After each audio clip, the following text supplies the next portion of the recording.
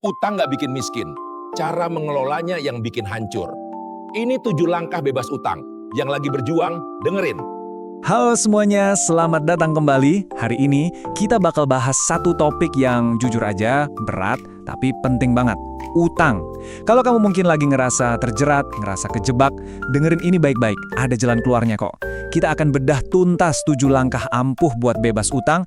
Ini berdasarkan pendekatannya Mas Saptuari Sugiharto yang keren banget karena ngegabungin aksi nyata sama kekuatan spiritual.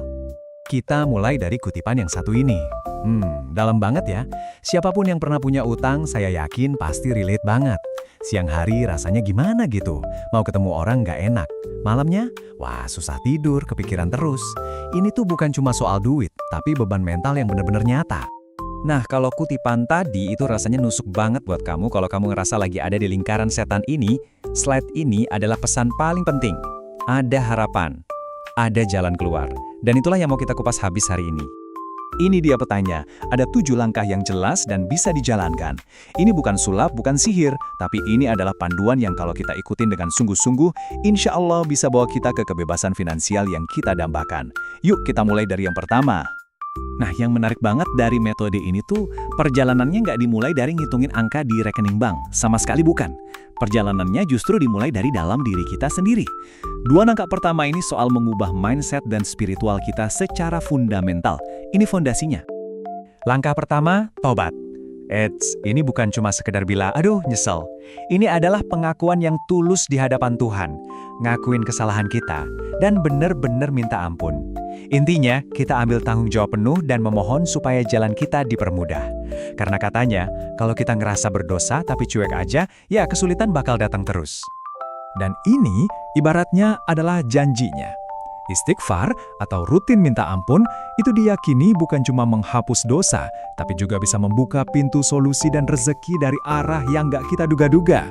Ini kunci spiritual pertama yang harus kita pegang erat-erat. Langkah kedua adalah komitmen. Coba deh, lihat bedanya di slide ini. Di kiri, itu pola pikir lama. Gali lubang, tutup lubang, nyalahin keadaan. Di kanan, itu keputusan yang tegas. Saya nggak akan ngutang lagi, titik. Ini bukan lagi sekedar pengen lunas, tapi udah jadi sebuah sumpah pada diri sendiri untuk memutus rantainya. Oke, setelah fondasi mental dan spiritualnya kuat, sekarang waktunya masuk ke aksi nyata yang, ya, mungkin bakal terasa sakit. Disinilah pengorbanan yang sesungguhnya dimulai. Ini langkah-langkah yang keras, tapi wajib banget dilakuin. Ada 2 tindakan finansial yang nggak bisa ditawar. Pertama, jual aset. Apapun itu yang bisa dijadiin uang untuk ngurangin pokok utang, lepasin.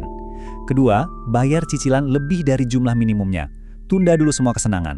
Semua dana ekstra langsung tembakin buat ngurangin pokok utang. Makin cepat pokoknya habis, makin enteng beban kita. Slide ini, kata-katanya Mas Saptuari, nampol banget. Makan tuh gaya. Seringkali kita tuh terbelenggu sama aset yang sebenarnya malah makan kita hidup-hidup.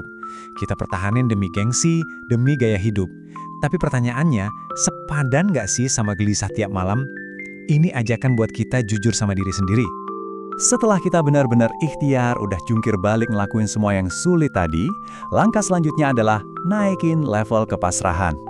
Ini soal melepaskan kontrol dan percaya sepenuhnya bahwa setelah kita berusaha sekuat tenaga, Tuhan yang akan kasih jalan. Biar lebih kebayang, kita lihat kisah nyata yang luar biasa ini. Jadi, ada seorang ustadz di Bantul yang diuji habis-habisan. Pertama, beliau ketipu biro travel umroh bodong, ruginya 45 juta rupiah yang harus beliau ganti. Dan seolah-olah itu belum cukup, uang sumbangan sebesar 42 juta yang baru aja beliau terima, hilang.